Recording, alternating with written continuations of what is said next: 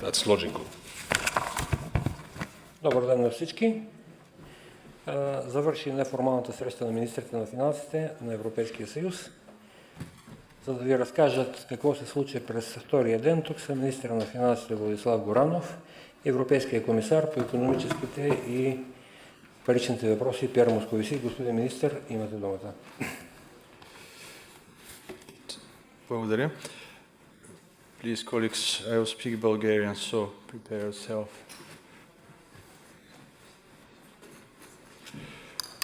Okay. Дами и господа, добър ден и благодаря, че отново сте тук.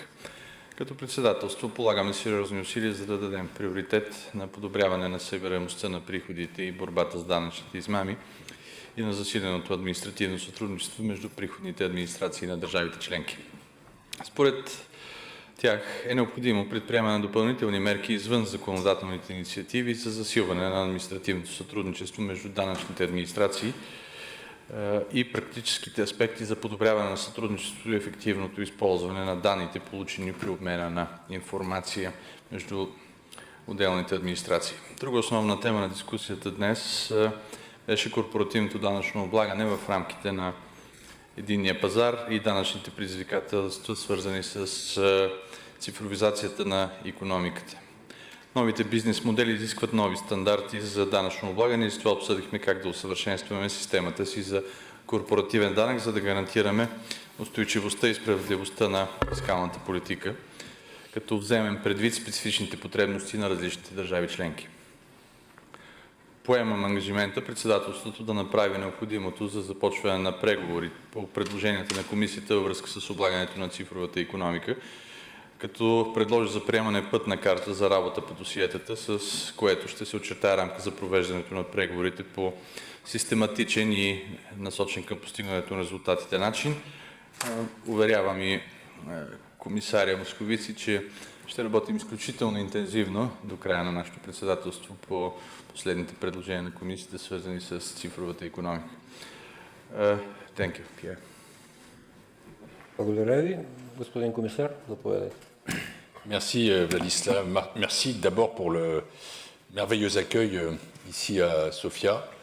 Je pense que ces 2 jours ont été une grande réussite pour la présidence bulgare qui a su se montrer à la fois très efficace et formidablement accueillante.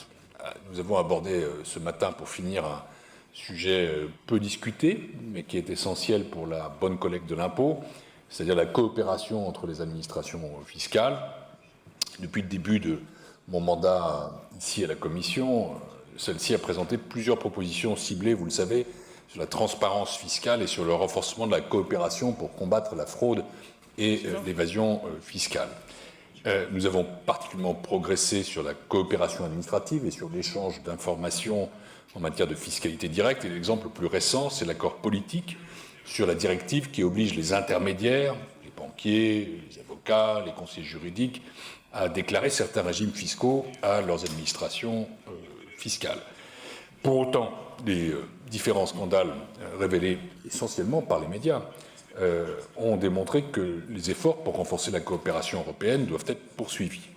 Et la Commission constate d'abord que les administrations n'utilisent pas assez les outils de coopération à leur disposition. Ensuite, que les données échangées ne sont pas utilisées et croisées de façon systématique. Enfin, que les administrations n'ont pas les ressources suffisantes pour investir dans la coopération avec les autres États membres. Si je prends un seul impôt, la TVA, ces problèmes se traduisent par une perte de recettes qui s'élève à un montant impressionnant puisque c'est 150 milliards d'euros par an. C'est une situation qui n'est pas soutenable. C'est pourquoi la Commission a proposé une série de mesures qui sont en discussion au Conseil, et nous travaillons extrêmement bien avec les équipes de Vladislav, notamment une proposition qui vise à renforcer le partage d'informations sur la TVA. Et je veux remercier la présidence pour son travail remarquable dans la recherche d'un compromis sur ce texte qui, j'espère, sera adopté au plus vite. Et je la remercie aussi d'avoir inscrit à l'ordre du jour du Conseil ECOFIN ce sujet un peu aride, mais très concret et très utile. We also had an extensive and quite lively discussion this morning on corporate taxation.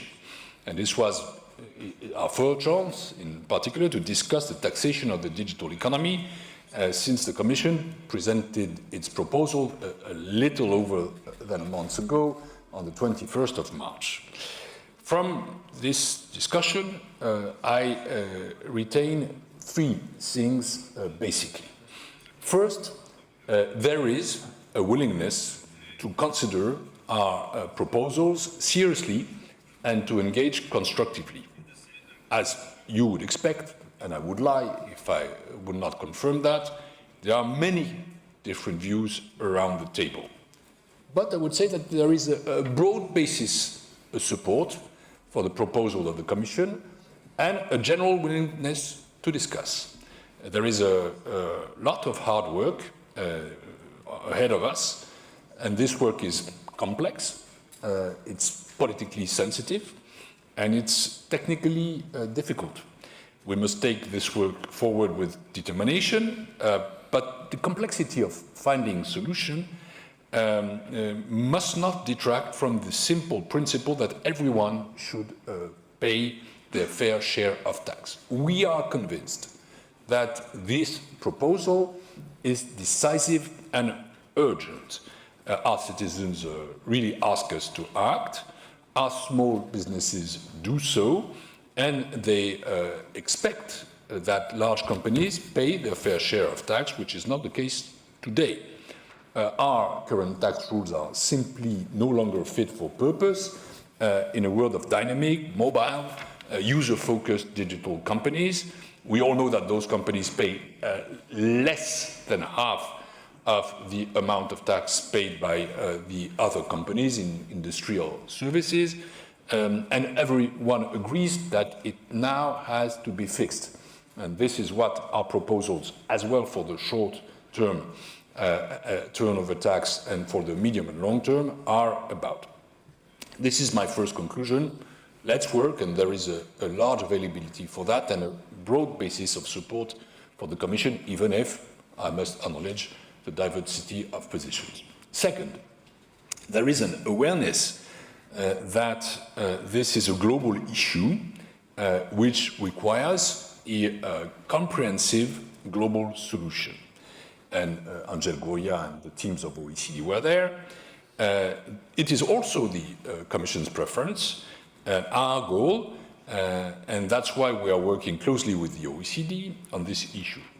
In taking our initiative, we are not contradicting the work with OECD. We want to help this work to move forward. And perhaps that is already happening. That is the second point I wanted to mention you. I was pleased to hear that the OECD confirms that they will bring forward to next year their report on this issue, whilst originally it was forecasted for 2020. Well, 2019 is better than 20. Why not trying? And we are ready to try, certainly. Yet, we all know that a global solution will take time. Let's not have an illusion. And there are no guarantees that we will get there that soon. As one minister put it, global solutions are harder to agree than local solutions.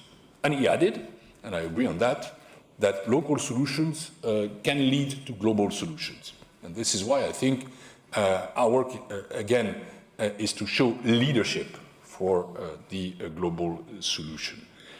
For the EU, there is an urgent need to act because we cannot allow a multitude of national approaches to emerge. That would further undermine the level playing field within the single market to which we are attached. It would make Europe a less attractive place to do business, and it would ultimately hurt growth and employment, and this risk is real and imminent. I'm convinced that if we don't have a short-term solution, then we will have a patchwork of national taxations on digital that will damage our economies. Our proposal is also business-friendly. Third, and last conclusion, we need to engage directly with our international partners in parallel to our global discussions in the G20 and OECD. I think that we now need to engage especially with the United States of America to know precisely where they stand, where they are ready to go, with us or not. And this will help to fix the timetable. We've already begun doing so. I had some useful exchanges last week in Washington, just to mention 2 or 3. One with Mr. Kudlow in the White House, the other with Stephen Mnuchin as a Treasury, and the last one with Wilbur Ross on trade. And we will continue to do so in the coming months. Well, the conclusion is work in progress, good progress today, but we know that the road is still long, it might be hard, but it's doable and it's worth trying. And when you try, when there is a will, there is a way. Благодаря ви, господин комисар. Сега ще дам думата за въпроси. Моля всеки да се представя с името си и медията, за която работи. Bloomberg. Колега.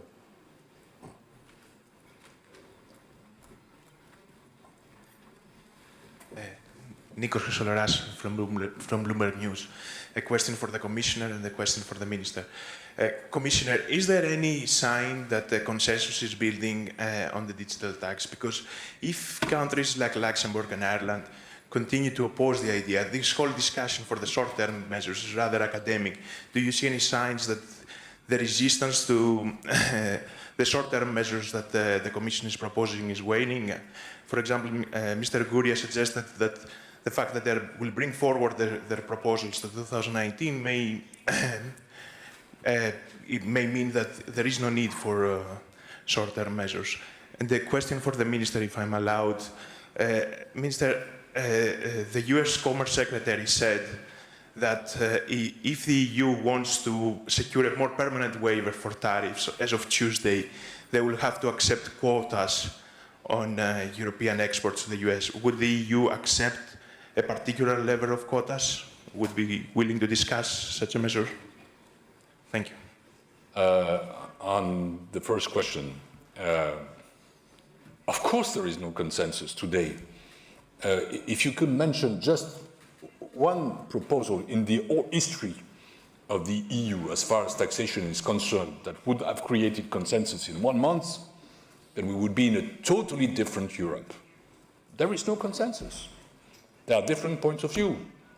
But I would say that first, there is a global willingness to discuss.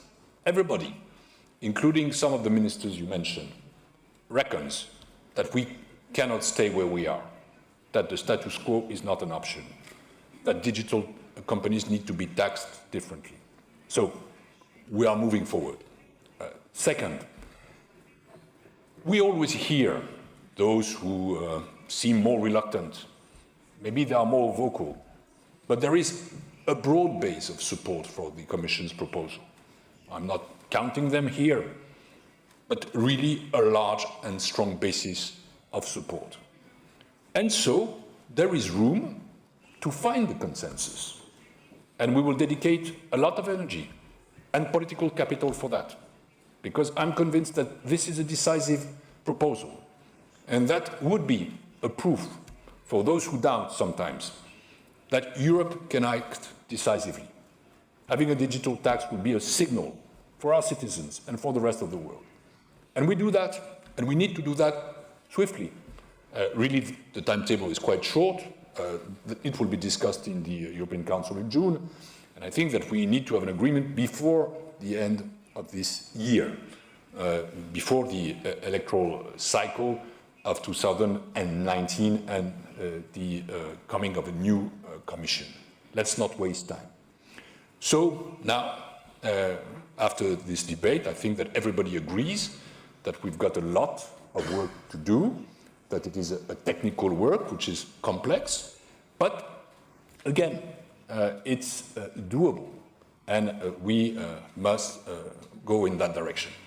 As I said, I welcomed Angel Gouria's commitment to have a report in 2019 rather than 2020, 2019 is much better than 2020. And if I would be sure that there would be an international consensus in 2019, well, my position would be a little bit different. But let's not have an illusion. We might have a report in 2019. It is more than unlikely that we will have an agreement in 2019. We all know that the global solution, if it happens, it will happen in the end, will take place. And this is why this must not be a pretext to renounce to our very strong political will as European to act in the short term and to get this digital tax on turnover fixed before the end of this year. Колкото до въпросът към мен, не сме обсъждали с другите министри последните предложения от страна на Съединените щати, но за цялостната концепция, която се предлага в последните месеци, данъчната реформа, сега темата, която вие анонсирате, за мен това не е дълновидно поведение от страна на американската администрация. Смятам, че то в краткосрочен план може да помогне до някъде да реши търговския баланс на щатите, но в дългосрочен план ще затрудни условията на търговия, ще създаде предпоставки за, да не използваме тежка думи като търговска война, но със сигурност ще влоши условията на международна търговия. И в крайна краища никой няма да бъде печеливш от това, защото дори всичко да започне да се произвежда в Америка, нали, трябва после на някой да го продадеш. Така че в края на краищата с инструментите, с които се опитват да направят Америка велика отново, може да допуснат някои грешки по пътя, защото свободната световна търговия до сега е показала, че е най-доброто решение за развитието на света. Благодаря ви. Други въпроси? Няма ли други въпроси? Corriere della Sera.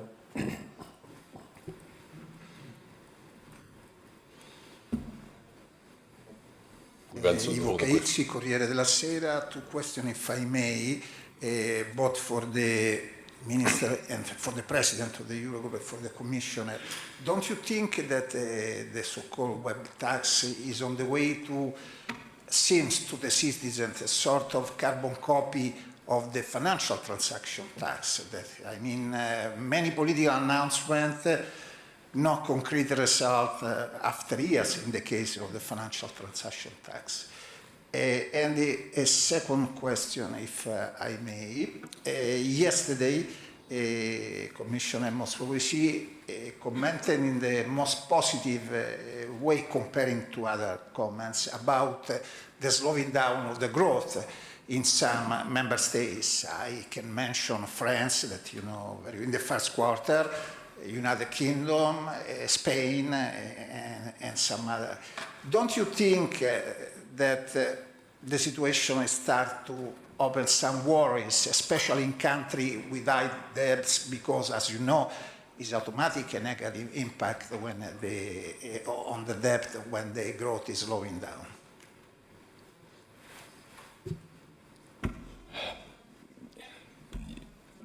Really comparing the web tax with the FTT at this stage makes absolutely no sense. If I'm here in 10 years from now, which won't be the case, I reassure everybody, you can ask this question. But our proposal is 1 month old. The FTT was conceived by Tobin a long time ago. The proposal on FTT has more than a decade. And even, I must acknowledge that, the reinforced cooperation on FTT is 5 years old. No, we are just now in front of a new proposal, which has been delivered 1 month ago. And again, the discussions today make me more determined than I was, because I really think that there is a window of opportunity. I really think that an agreement is achievable, doable. I really think that we must dedicate all our energy to get it before the end of this year. I promise that we won't wait for 10 years to withdraw the proposal if there is no agreement. But we must really concentrate our efforts in the short term. A short-term measure must be adopted shortly. And that's why, really, we must concentrate. So, no, this comparison doesn't seem to me relevant at all. And if you speak about the FTT, it's also the occasion for me to give a word for those who are inside the reinforced cooperation that if they wish, they can conclude, because technically the work is well advanced. So it's to them that you should raise the question and ask them, well, if everything is ready, why not acting decisively now? But no, you can compare, because on the one hand you've got a reinforced cooperation, on the other hand you've got a proposal made by the Commission inside the community method. I think with the Bulgarian presidency, I also thank the Bulgarian presidency for its support. We've made progress. And frankly, 1 month after, well, I like the way it's now popping up. I wouldn't say that I'm totally confident, but reasonably. The second question is about growth. I will reiterate what was said yesterday, not only by myself, but also by Benoît Cœuré, who explained precisely what was the context of the discussion on the ECB. We are in a period not only of recovery, but of expansion. And this expansion seems to be robust, solid, and we have reasons to believe that it can be long-lasting. We are naturally watching the downside risks, we are watching the indicators, but we are, again, trustful that this growth is solid. On the 3rd of May, in a few days from now, I will deliver the forecast for the Union from the Commission, and basically I'm not commenting them now, but we have no reason to believe that they will be significantly different than the ones we presented before, and they will confirm that growth is back in Europe, and that growth is back as well in 19 and in 18, but also in 19. And so, well, let's not speculate. Let's be attentive to any signal, but let's also look at the fact that our economies are much stronger now, that they have made a good deal of reforms, that their structures are much more solid, and that growth is back here to stay. Моят отговор може да бъде формулиран последния начин. Лично аз в качеството ми на българския финансов министър не вярвам в концепцията за облагането на финансовите транзакции. Така или иначе, ангажимента, който сме поели, където имаме пълно единодушие с комисията, е в оставащите 2 месеца от българското председателство много интензивно, съвместно с следващото австрийско председателство, да движим темите, свързани с облагането на цифровата икономика. Тук напълно споделяме необходимостта да има краткосрочно решение, преди да успеем да постигнем дългосрочно такова. Що касае растежът, знам, че вие медиите винаги искате да има кръв, да има интрига. Рано е за това. Дебатите в на последната среща на Г20 и на Международния валутен фонд, годишната среща на Международния валутен фонд и Световната банка, там също като вас се интересуваха кога ще е следващата криза. Всички анализи сега показват, че няма да е в следващите няколко години и че това, което каза комисаря Московици, се споделя от по-голяма част от анализаторите. Специално, ако говорим за Европа, растежът в момента е наистина солиден и няма общо с начина, по който растяха икономиките преди кризата от 2008 година.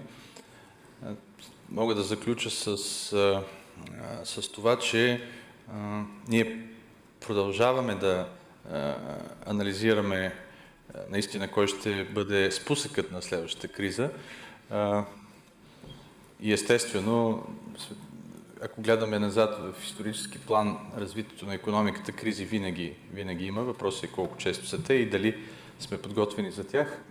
Затова и специално ще положим усилия още през май да затворим част от темите, свързани с завършване на банковия съюз, за да може всички инструменти на Европейския съюз, които се родиха като идеи след последната криза, да са на въоръжение. Благодаря ви. Други въпроси? Сега Стампа.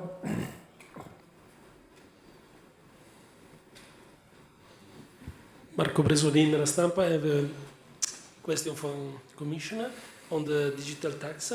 Why you didn't propose to use the digital tax as an income for the EU budget, as an own resource? It means that you don't foresee a possible agreement between 27, 28 countries. Thank you. For two reasons. The first one is that it's not up to us to decide that. And the second is that it is the next step and that it doesn't have to be put as a precondition. But if you ask me, frankly, and there is no reason why I would make it secret, I personally, but it's just a personal approach, would favor the scenario in which this tax, when it exists, becomes an own resource for the EU budget. We all know that we are working on the multi-annual financial framework for the EU. We know that we will have a revenue loss from the departure of the UK, which represents net something like 10 to 11 billion euros. Our tax will represent at the start 5 billion euros, maybe at one moment 8. So that would be an interesting scenario, which personally, again, I'm not talking there in the name of the Commission because we will have to make our decisions. I would consider that very positively, but it's not a precondition, and it will be up to the discussion in the Council and European Council to decide that. But that's certainly an interesting idea, which shouldn't be abandoned or neglected. Други въпроси? Колегата до микрофона. Вие желаете да.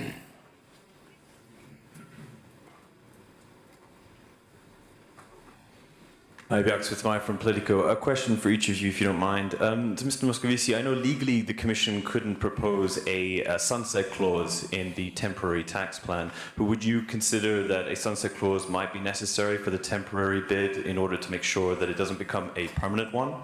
And then to the Presidency, if I could ask, how important do you think it is to progress along with the lines of CCCTB and the long-term tax proposal? I know that you only have 2 months left, but what would your advice be then to the Austrians when they take over? Thank you. Влагаме много усилия в всички данъчни досиета. Всяко едно от тях ни е приоритет. По отношение на CCTB, има определен напредък, но все още не сме постигнали нужното, за да успеем да смятаме работа за завършена. Новите усилия обаче, които сме поели като ангажимент към други колеги министри, към други държави членки, хубавото е, че съвпада и с виждането на комисията, е приоритетно до края на нашето председателство в тясна комуникация с австрийците да работим върху облагането на цифровата икономика.